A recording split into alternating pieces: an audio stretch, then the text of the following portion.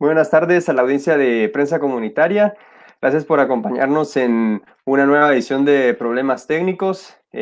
Hoy, en esta noche de sábado 29 de agosto, luego de una semana cargada de muchos temas que han estado dentro de la agenda nacional, vamos a abordar uno de ellos que ha sido motivo de debate y ha generado diversas opiniones en redes sociales. Estamos hablando de la ley de vacunas que está a pocos pasos de poder ser aprobada en el Congreso de la República y que está bajo el número de iniciativa 5342. Esta fue presentada desde el 2017 por la Asociación Guatemalteca de Enfermedades Infecciosas, la Asociación Pediátrica de Guatemala, la Asociación de Ginecología y Obstetricia y también por el Observatorio de Salud Sexual y Reproductiva.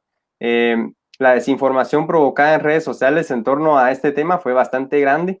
Inclusive hubo un comunicado de la bancada viva que advertía que esta iniciativa pretendía obligar a la población a vacunarse cuando la verdadera, el verdadero motivo de esta ley está enfocado a poder darle acceso y garantizar la vacunación a la población más vulnerable a enfermedades infecciosas. Y para poder abordar el tema, esta noche tenemos el gusto de tener como invitada a la doctora Nancy Sandoval.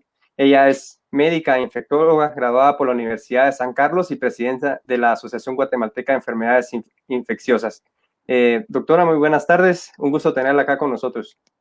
Muy buenas tardes, David. Gracias por abrir este espacio y este canal para poder informar y comentar un poco sobre esta iniciativa de ley, la ley de vacunas, como nosotros le llamamos, hashtag ley de vacunas 5243. Gracias y saludos a todos los que están en esta hora, pues, accediendo a esta red para poder vernos. Gracias, doctora. Para poder iniciar, antes de meternos de lleno al tema de la ley en sí, nos gustaría poder tener un poco el contexto sobre la importancia de la vacunación. ¿Logra escucharme bien? Sí, yo le escucho bien. Ok, muy bien. Ok, entonces, le decía, para poder entrar y poner el contexto sobre la mesa, me gustaría si usted podría contarnos cuál es la importancia de la vacunación, cuál es la situación actual de este procedimiento médico en el país y cómo funciona. Bien, pues primero que todo quisiera comentar que esta es una iniciativa de ley que se presenta hasta 4 de septiembre del 2017, pero se trabaja desde el seno de las asociaciones científicas, con el acompañamiento, desde luego, del Programa Nacional de Inmunizaciones, algunos cooperantes y algunos asesores técnicos también, ¿verdad?, que colaboran internacionales. Y este desarrollo de esta propuesta de ley, que es la iniciativa 5342, ley de vacunas, se presenta entonces como una necesidad que nosotros consideramos que hace falta para el avance en salud pública y en la calidad del sistema de salud. En realidad lo que busca es, bueno, hablar de las vacunas, pues todos estamos muy claros, es que una de las intervenciones más costo efectiva y exitosas a nivel mundial, y es una acción de salud pública clave, la vacuna, después del agua potable y el acceso al agua potable, las vacunas son de los que más salvan vidas. Entonces, lo que se busca con esta iniciativa de ley es garantizar el derecho de la población a recibir esas vacunas, pero a recibir las vacunas de manera equitativa, según un grupo vulnerable, según la prioridad epidemiológica. Lo que se busca es asegurar ese abastecimiento, la compra de vacunas, los insumos, y que haya una asignación de un financiamiento que sea específico y que no se mueva, y que tenga mecanismos de compras internacionales que puedan garantizar que se compren las vacunas de buena calidad a mejor precio. Y definitivamente el acceso a las vacunas debe ser equitativo. Nosotros sí creemos en que es una iniciativa que puede ayudar y mejorar la calidad del sistema de salud, pero sobre todo, algo que es muy importante es que no dependa de la voluntad política del político de turno. Esto es lo que nosotros queremos, que haya una aseguranza.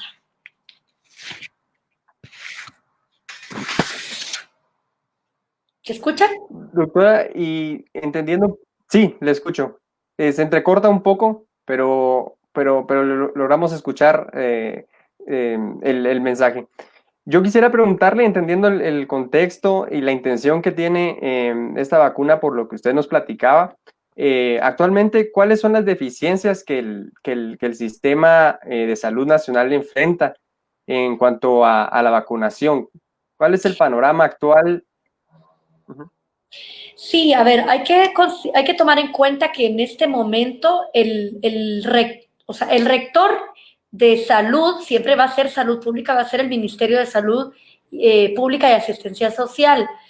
El rector o el coordinador, el gestor de las vacunas a nivel nacional es el Programa Nacional de Inmunizaciones y lo seguirá haciendo.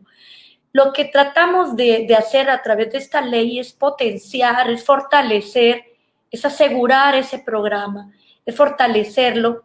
Es decir, en este momento el programa de inmunizaciones es el que hace todo esto, pero siempre depende muchísimo de qué cambios existan. Es decir, el programa siempre está rotando, está cambiando el coordinador, el personal que tiene logísticamente, ¿verdad? Es decir, hay que apoyar y hay que completar, hay que apoyar y hay que volver más potente ese programa de inmunizaciones.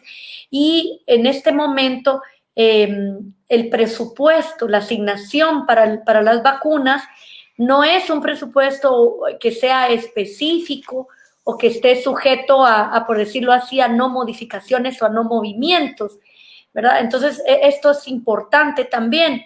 Y la decisión, digamos, en este momento siempre cae sobre el ministerio, pero la ley lo que contempla es que se establezca, el acuerdo ministerial ya existe del CONAPI. CONAPI es un Consejo Nacional de Prácticas de Inmunizaciones, como bien usted lo dijo, lo conformamos, digamos, las asociaciones científicas, el Seguro Social, el Ministerio de Salud a través de su brazo de programa de inmunizaciones y a través del DRPAP, a través del CIAS, de epidemiología. Además, es importante que trabaja también a la par el Colegio de Médicos y Cirujanos de Guatemala, las enfermeras profesionales, que al final son ellas las vacunadoras. Pero además de esto, en esta propuesta de ley se agrega que forme parte también un representante del Ministerio de Finanzas. Y esto lo que permite es darle una estabilidad y una aseguranza de ese presupuesto, que no tenga ese movimiento. ¿Verdad? Yo estaba revisando unos datos y por ejemplo, el presupuesto este año, el presupuesto destinado para vacuna BPH, por ejemplo, al que le fue asignado una cantidad ¿verdad? De millones, pues para julio de este año se le habían quitado 4 millones, por ejemplo, o al de los niños y niñas de 1 a 5 años que tenían asignados 51 millones, por ejemplo, se les restaron 2 millones, se movió para el manejo de COVID. Y hay que pensar que COVID, si bien es la pandemia la que nos tiene ahorita muy enfocados en ello, las demás enfermedades están ahí y son enfermedades prevenibles por vacuna. Es decir, el esquema nacional de vacunas está muy pendiente todavía de incorporar vacunas que nos hacen falta, que hace falta que las incorporemos. Por ejemplo, en el país todavía no vacunamos paciente de riesgo, ¿verdad? Con neumococo y con influenza. Esto está pendiente. Los adultos de riesgo, por ejemplo, no cuentan con esta vacuna. Y mucha de esa población es la misma que ustedes escucharon constantemente con COVID-19. Paciente de riesgo, ¿verdad? Lo escuchamos, el paciente de riesgo, mayor de 60 años, el diabético, el hipertenso, el que está en hemodiálisis, el paciente renal crónico, el paciente que tiene diabetes, el paciente que tiene enfermedad pulmonar, en cáncer, VIH, es decir, hay una serie de pacientes que en este momento no están recibiendo todavía una vacuna contra influenza ni contra neumococo, por decir un ejemplo, pero por ejemplo hepatitis A, varicela, herpes zóster, meningococo, ¿verdad? Esas son vacunas que todavía no constan en el programa de inmunizaciones.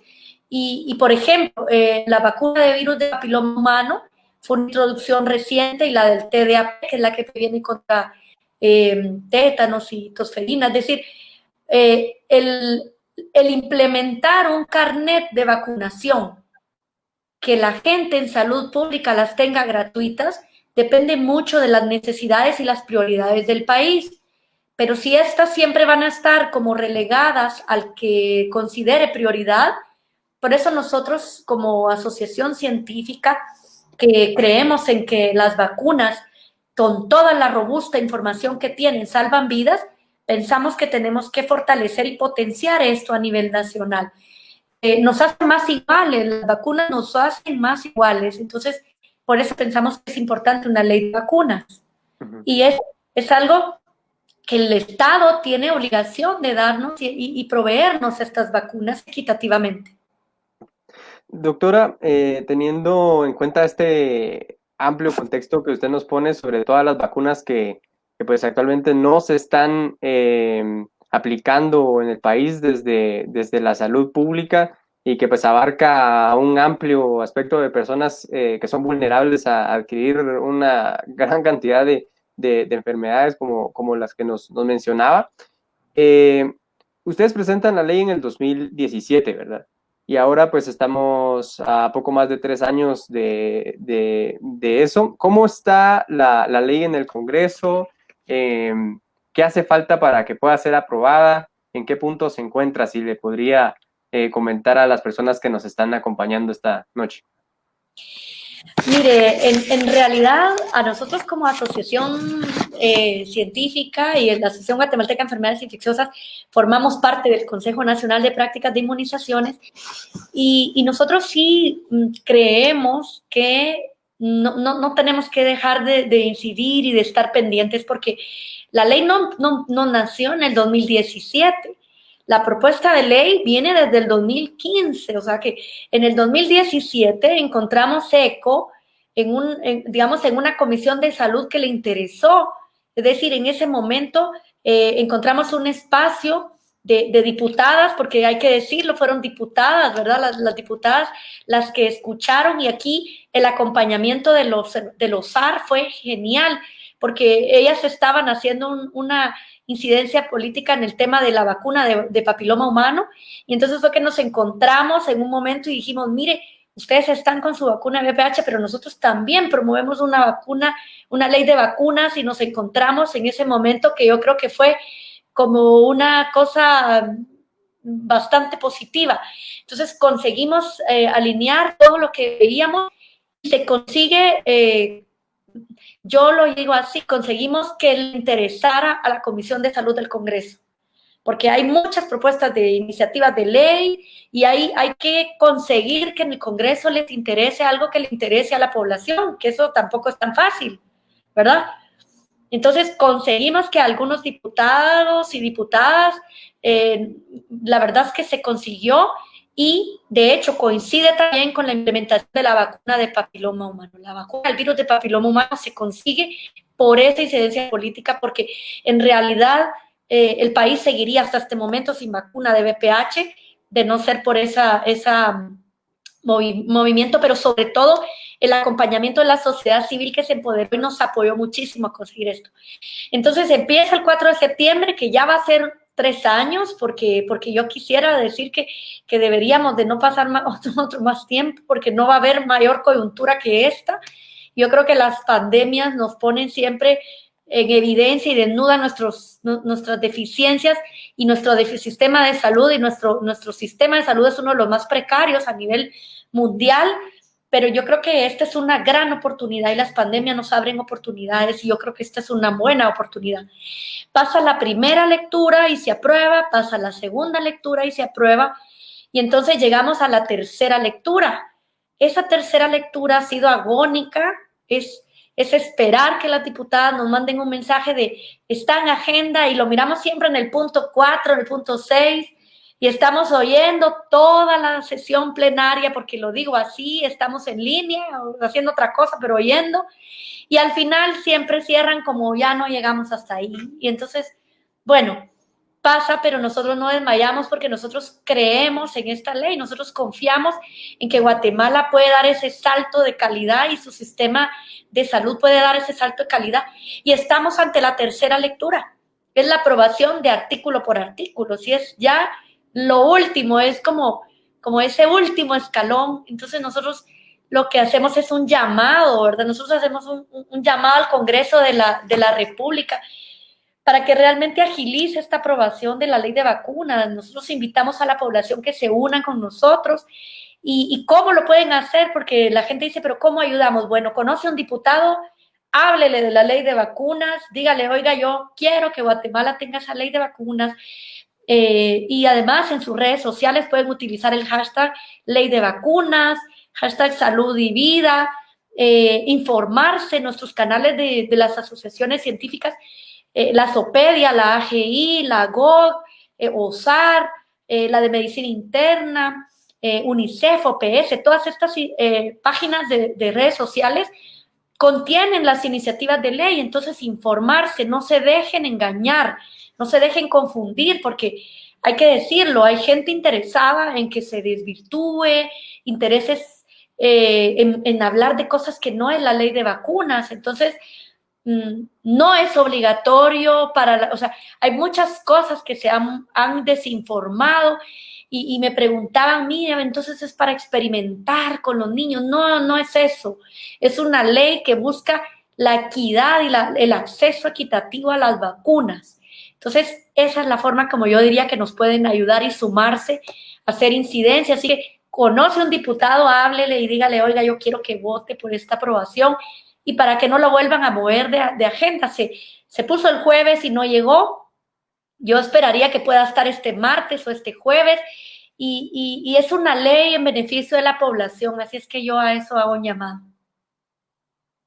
Doctora, como mencionaba usted en este último comentario, ¿verdad? Ha habido bastante desinformación. Ya usted tuvo a bien aclarar que no se trata de obligar a la población a vacunarse, ¿no? Ya explicado eso, pues vemos también que existe mucho desconocimiento de parte de la población en general sobre el tema de vacunas, ¿verdad? O sea, digamos, creo que carecemos de una cultura general de la importancia que este tema tiene. ¿Cómo ve usted la importancia también desde que el Ministerio de Salud o desde los propios medios de comunicación exista la posibilidad de dar información a las personas? ¿Qué importancia tiene en estos momentos poder ampliar la información sobre la importancia de la vacunación? Mire, yo le diría que el apoyo y la información honesta, transparente de lo que es la ley, desde los medios de comunicación, es una gran ayuda para que la población se informe y tenga el conocimiento de lo que verdaderamente se trata. Definitivamente hay muchos intereses y hay otras prioridades, pero nosotros la verdad es que lo que buscamos es de que se informe a la población correctamente, como debe ser, ¿verdad? Y con la calidad de la información, que es la que nosotros tratamos de socializar. Hicimos una conferencia de prensa el día reciente, que fue el día jueves, es que ya uno anda con los días, sí, ahora, y la hicimos y tratamos de aclararle todas las dudas que existían, y esto que preguntaban, ¿verdad? Porque sí sucedió, y la obligatoriedad es para el Estado, para proveer las vacunas, ¿verdad? La población lo que debe insistir e incidir y es hacer ciudadanía, es decir, es insistir en que podamos tener ese acceso a las vacunas y que no dependamos más de una voluntad del de turno, ¿verdad? Gracias, doctora. También quisiera preguntarle, yo entendía durante esta semana, luego de ver la conferencia de prensa que usted mencionaba, donde estuvieron todos los, o parte de los sectores que están impulsando esto, no solo desde el 2017, sino desde el 2015, cuando inician a formularla, como mencionaba. Yo quisiera preguntarle, sabiendo que en el resto resto de países de América Latina, o al menos en la gran mayoría de la región, ya existe una ley. ¿En qué papel nos deja? Es decir, ¿qué vulneraciones, cómo pondría el top 3 de las vulneraciones más grandes que deja la población no contar con una ley de vacunas? ¿Cuáles serían Bien, los problemas en más lo grandes? que los problemas más grandes primero radica en que la financiación, es decir, que el financiamiento digamos, de las vacunas tiene que ser un presupuesto específico, no que cada año se recorte o se mueva de acuerdo a lo del presupuesto, recaudación. Es decir, hay prioridades y hay necesidad de ampliar el esquema. Es decir, estamos buscando que la gente pueda acceder a vacunas gratuitas en el salud pública. Entonces, si no se amplía el presupuesto, no se puede introducir vacunas, porque introducir una vacuna no es solo decir, mire, venga, voy a colocar esta vacuna. No, introducir una vacuna requiere un proceso digamos, de evaluación, digamos, carga de enfermedad, evaluar dónde se va a guardar esa vacuna, a qué persona se le va a colocar. Ese grupo prioritario epidemiológicamente, el grupo vulnerable al que se va a hacer ese estudio, se hace a través de un Consejo Nacional de Prácticas de Inmunizaciones en este momento, pero hasta ahora somos un consejo ad honorem definitivamente, ¿verdad? Y esto es un acuerdo ministerial lo que existe, no está por ley, es decir, hemos tenido ministros y ministras, porque hay que decirlo, que no les hemos conocido durante hemos estado en ese rol, porque nunca nos dieron audiencia y bueno, algunos pues todavía estamos esperando audiencia, es decir, hay un estudio detrás para ver qué vacuna es prioritaria, no solo es un listado de al azar. El país tiene todavía muertes que son importantes y se pueden prevenir por vacunas. Por ejemplo, lo de tosferina y tétanos, es lo que le comentaba, ¿verdad? Las embarazadas ahora ya se vacunan en el país con una vacuna que es la TDAP, que yo sé que esto, pocos logros le podemos ver al gobierno anterior, poquísimos, pero poquísimos. Pero la introducción de la TDAP es, vamos, de lo que tardamos casi 5 años en conseguir una vacuna y ahí la conseguimos. Entonces, no, todo tiene sus matices y yo diría que el presidente Yamatei podría, digamos, a través de su Ministerio de Salud, poder decir, mire, en este momento podemos tener un salto de calidad. Y por otro lado, el Congreso podría asegurar ese financiamiento en vacunas. Consejo Nacional de Prácticas de Inmunizaciones, esa figura es un técnico asesor, no es rector, porque para nada lo es un consejo de ente asesor básicamente ad honorem y se decide digamos, representantes que las asociaciones envían. Ese consejo se figuraría. Además, el ministerio sigue con la rectoría y esto es para mí lo más importante. Yo sí, la verdad es que creo mucho en que hay que fortalecer las instituciones y no tienen que venir con un acento diferente a decirnos qué hacer. Yo soy muy de la opinión que el país tiene unos recursos bastante buenos, el sistema, el programa de inmunizaciones hace un enorme esfuerzo. Yo quiero, si hay algún vacunador aquí viéndome, quiero saludarlo porque en realidad esta semana que pasó tuvimos nuestra sesión mensual del CONAPI, virtual porque no hemos dejado de reunirnos y pese a todas las limitantes que han habido, los vacunadores y las vacunadoras siguen ahí y ahí sí que yo digo que hasta donde llegan y tratan de llegar digamos, esa seguranza, fortalecimiento es necesario y esta ley pues lo permite, ¿verdad? Es lo que busca. Entonces yo diría que esto es lo que se hace y definitivamente, ¿verdad? No tendría, es que no haya diferencia entre un sistema, entre un carnet de vacunación en lo privado que en lo público. Los que somos salubristas y queremos que esto exista, queremos que esto pase, es uno de los logros también, por ejemplo, la vacuna de fiebre amarilla, ya la tenemos en el carnet de vacunación, No está disponible para todos, pero si usted va a viajar a un país endémico, va con su, bueno, ahorita no porque tenemos la pandemia de COVID, pero es decir, esta es una vacuna bien costosa, económicamente es cara, írsela a colocar en lo privado es muy cara, pero el sistema de salud lo absorbe. Entonces, este tipo de cosas son las que nosotros tratamos de buscar, que el sistema de salud pública pueda proveerle a la persona si, esa misma vacuna que se coloca en el consultorio privado, que la persona pueda tenerla. Y esto es promover el fortalecimiento del programa, y el programa no puede avanzar, es decir, no se fortalece si no tiene todo ese soporte, ¿verdad?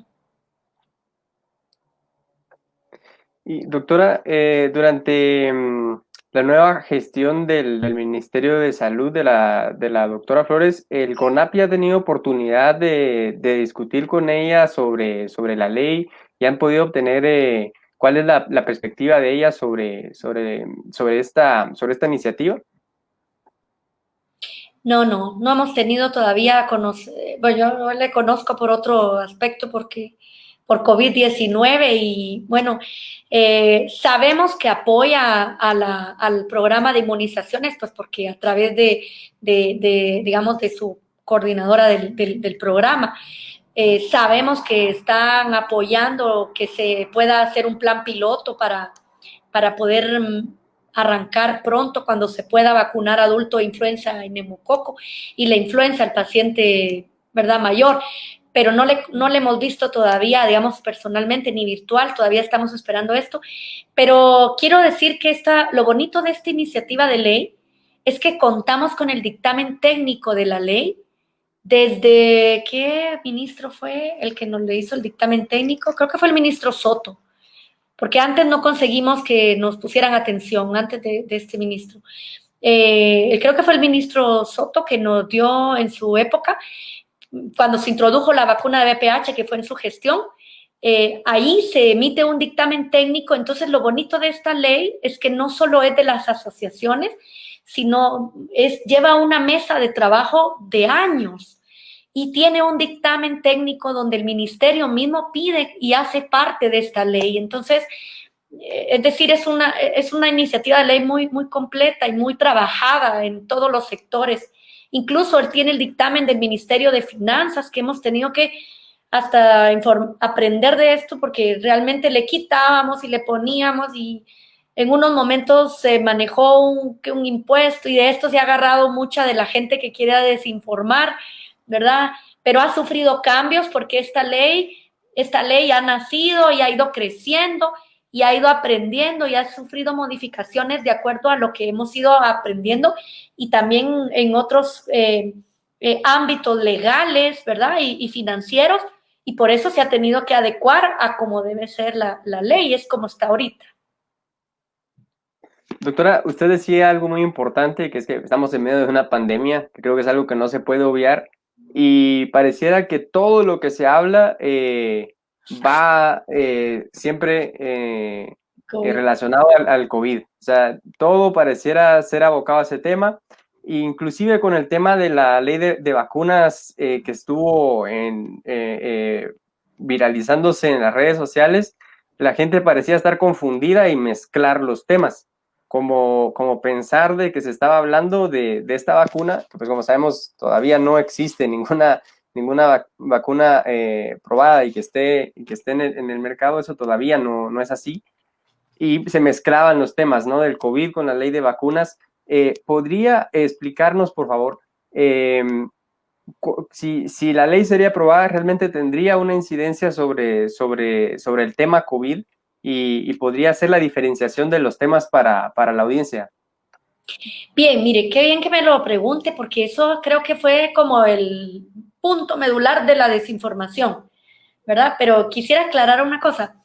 Las vacunas tienen fases para producirse. No es que una vacuna caiga aquí y diga, oiga, ya vine yo aquí, yo soy segura y yo soy efectiva. No. Las vacunas llevan años en producirse. Yo le pongo un ejemplo, 20 años, por ejemplo, la de ébola tomó 16 años en hacerse, en lo que se estudia y sale. Es decir, son 3 fases, pero la mayoría tienen una fase 0. La fase 0 es la preclínica, es decir, donde dicen, mire, vamos a hacer pruebas in vitro, en animales, en ratones, puede funcionar, entonces le dan el ok. Entonces pasa la fase 0, ¿verdad? Y pasa a las 3 fases. Entonces viene la fase 1, donde se prueba de 20 a 100 personas. Y ahí en esa de 20 a 100 personas lo que hace es confirmar que no es una amenaza para la salud de las personas y digamos si hay efectos secundarios o no, y entonces ya se pasa a la segunda fase. En la segunda fase ya hay miles de pacientes. Y entonces ahí ya lo que se está viendo es hay efectos adversos, cómo responde el sistema inmune a esa vacuna, y ya se va viendo un poquito esos efectos secundarios y el sistema inmune a la vacuna. Y luego viene la fase 3, ¿verdad? Que es esa en la que hay 6 vacunas más o menos en el mercado de producción y todas las noticias. Y esa fase 3 es un estudio mucho más intenso, hay miles de personas que ya van participando, voluntarios, sanos, ¿verdad? Entonces aquí lo que se está buscando es la efectividad de la vacuna y se compara cómo le fue al que le colocamos la vacuna con el que no, ¿verdad? Y aparte de eso, es decir, se va viendo si hay más efectos adversos que no se vieron en las fases previas. Entonces, de ahí viene el tema de la licencia, el registro, y Estados Unidos a través de CDC le pone una fase 4, que es la de post-comercialización. Es decir, año y medio entre el registro, o sea, hay que ponerle un registro sanitario. Entonces, cuando hay el registro, pasa un año y medio a que llegue a la campaña de vacunación. Entonces, después de ese año y medio que llega la campaña de vacunación, entonces todavía se siguen registrando datos de cómo pudo haber leído a los pacientes. Entonces, a eso es lo que quisiera hacer ver. Es decir, y la pregunta que usted me hacía, ¿cómo afectaría o cómo beneficiaría? Bueno, ¿cómo beneficiaría? Que en Guatemala forma parte de los países, son más de 41 países, ¿sí? Que utilizan el fondo rotatorio, que es una forma de compra más barata de las vacunas, por decirle así. Esto lo maneja, digamos, la Organización Panamericana de la Salud forma parte de eso, y el acceso a estos precios, ¿sí? Son mecanismos internacionales de los cuales Guatemala forma parte. Por eso es que los precios de una vacuna institucional no tienen nada que ver con lo que se compran en el mercado. Esas negociaciones y esta parte, digamos, en una iniciativa de la Organización Panamericana de la Salud, forma un mecanismo, ¿sí? Que se llama COVAX. COVAX, como de COVID, vacunas, ¿no? COVAX. Entonces, este COVAX lo que busca es un plan global, ¿verdad? De la OMS, y entonces busca que se desarrolle un acceso equitativo y que la asignación sea justa de la vacuna, es decir, que no haya diferencia entre que un país tiene más poder adquisitivo, la gente que no. Entonces, esto permite que los países, que independientemente de los ingresos, ¿verdad?, se asegure ese acceso equitativo y justo.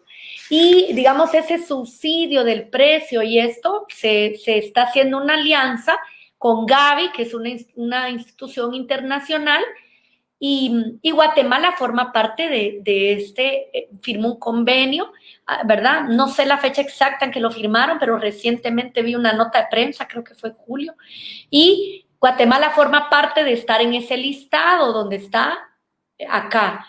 Y claro, una ley, al tener una ley que promueve el acceso equitativo a las vacunas, pues asegura que las vacunas sean administradas, ¿verdad?, como todas las vacunas, no hablo de COVID, sino de una forma al grupo epidemiológico o más vulnerable, y no porque una persona u otra, sino el grupo que lo requiere. Ahora, para que la vacuna de COVID-19 llegue, bueno, claro que yo quiero ser muy positiva en esperarla, pero yo quisiera esperar mi comentario de la vacuna del COVID como todos los fármacos, ¿sí? Esperar a que veamos que sea segura y que sea eficaz. Entonces, si usted me está escuchando y le llegó el WhatsApp de que le van a experimentar con sus niños y que le van a alterar el ADN que son desechos, y yo he oído tantas historias que yo digo, bueno, que la vacuna viene hecha no sé qué. No, eso no es así.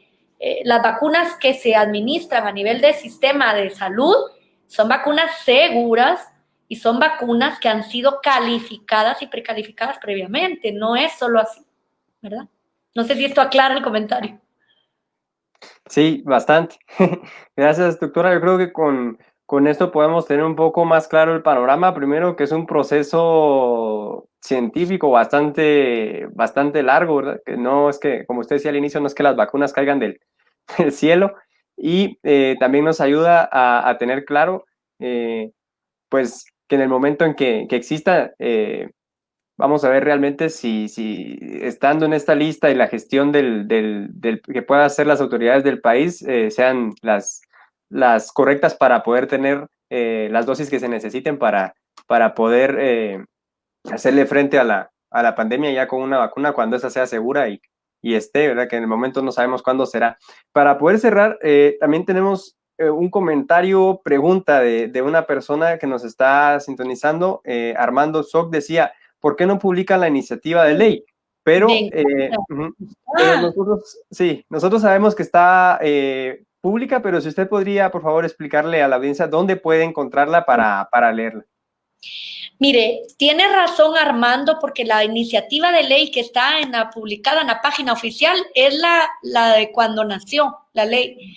Y ese niño, esa ley de vacuna, que era un neonatito, le falta que ya está como adolescente. Entonces sí tiene razón que no figura en el Congreso. Honestamente yo la tengo pues porque formo parte del CONAPI, pero yo lo que le digo es que la vamos a subir a la red social nuestra, a la de AGI, y le diría que la busque ahí. Las enmiendas, usted busque la publicación de la iniciativa de ley original en el Congreso y las 10 páginas de las enmiendas que hay, se las vamos a subir a la página de Facebook de AGI. Algo que pregunta aquí también la doctora Rosly Cruz, que es una neonatóloga del Roosevelt, que tiene algo, saludos a Rosly y felicita por esto, pero lo que ella pone es fiebre tifoidea y sí, Guatemala, cuando usted pone o busca en internet, si usted fuera a venir al país y coloca qué vacunas me debo colocar para venir a Guatemala, le aparece fiebre tifoidea, porque Guatemala es uno de los países que circula la fiebre tifoidea, y cada vez más interesante porque miramos muchas resistencias de salmonelas, bastante. Entonces yo lo quisiera remarcar esto, que es importante porque no figura en el esquema ni hepatitis A, ni fiebre tifoidea, ni varicela, ni herpes zóster, y eso es importante. Y con lo que pregunta Carolina, solo quisiera puntualizar, las vacunas esenciales de los infantes sí hay en este momento, Carolina. Lo que ha habido es que como por COVID hay centros de salud que han decidido porque se turnaron o se abrieron o no se colocan unas en un lado. Honestamente no sé cuáles son, digamos, el calendario, por decirlo así, donde se están vacunando. Pero yo siempre les doy un tip, ir al de la zona 11, que está a la par de por ahí, por el Roosevelt SX, a ese centro de salud, porque ahí casi siempre hay todas las vacunas y saludos a ese centro de salud, ¿verdad? Pero no, digamos, no hay desabastecimiento de las esenciales en este momento, ¿verdad? Gracias, doctora, por dar respuesta a las preguntas que teníamos en los comentarios de las personas que nos están sintonizando. Y para poder despedir la entrevista, me gustaría si pudiera dejar un mensaje final para la población sobre el tema de la ley de vacunas, si nos podría dejar un último mensaje para despedirnos. Bien, lo primero es pedirles, primero agradecer que hayan puesto atención a estos 40 minutos que hablamos. Y lo segundo es pedirles que si usted conoce un diputado, háblele al diputado y mándele las enmiendas y dígale que usted requiere que le apoye con su voto. Y lo otro es, en sus redes sociales, apóyennos. Hashtag ley de vacunas, hashtag salud y vida. Y les digo claramente, la vacuna, lo que se promueve con la iniciativa de ley es que el Estado sea el que esté obligado a darnos las vacunas de manera equitativa. Así es. No es otra historia, ¿verdad? Es eso, y o sea, no se deje engañar. Busque canales de información donde pueda complementar y apoyemos esto, que las vacunas nos igualan. Nuestro sistema de salud va hacia la equidad con tener esta ley y yo diría que se sumen a esta demanda, ¿verdad? Bueno, pues también creo que nos queda estar pendientes de lo que suceda la próxima semana en el Congreso, si la iniciativa es agendada nuevamente en los puntos de agenda del día martes y les estaremos informando si avanza. Entonces no nos queda más que agradecer a la doctora Nancy Sandoval por habernos acompañado en esta noche y también a todas las personas que nos sintonizaron en esta edición de Problemas Técnicos. Muchas gracias y que tengan una feliz noche. Bien.